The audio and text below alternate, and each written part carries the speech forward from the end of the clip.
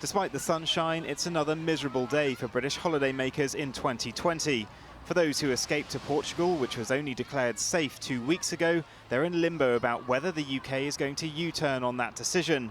Ben James, who changed his holiday from Portugal to Greece and back to Portugal again, isn't taking any more chances. He can't afford the time off work, so has paid hundreds of pounds to fly home tomorrow. Yeah, I mean, a little bit stressed out because, you come on holiday to relax, but ever since the decision that it might be going on the list, it's just stressed everyone out, to be honest with you. I'll probably going back home more stressed than when I come out. Travel experts think it's time for the UK government to change course.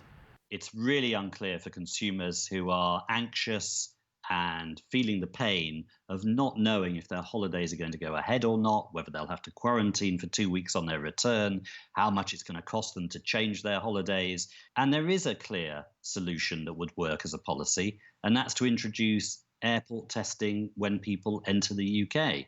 Over 30 other countries in the world are doing it.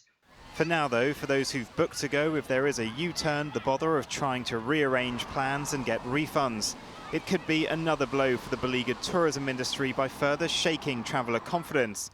The boss of Aberdeen, Glasgow and Southampton airports claimed today the British government is now presiding over the demise of UK aviation. We are moving into a position now where they have no cash reserves. In fact, most airlines and most airports, right through aviation, have taken on additional debt, which means that we are moving into a very difficult period, and therefore we're calling on the government to give aviation support. But with government already struggling to get people back to offices, encouraging them to fly again might be even more challenging. And with borrowing already at record peacetime levels, there might not be much financial support available. Vincent's in Westminster now. Vincent, frustratingly, there's no news for now, is there?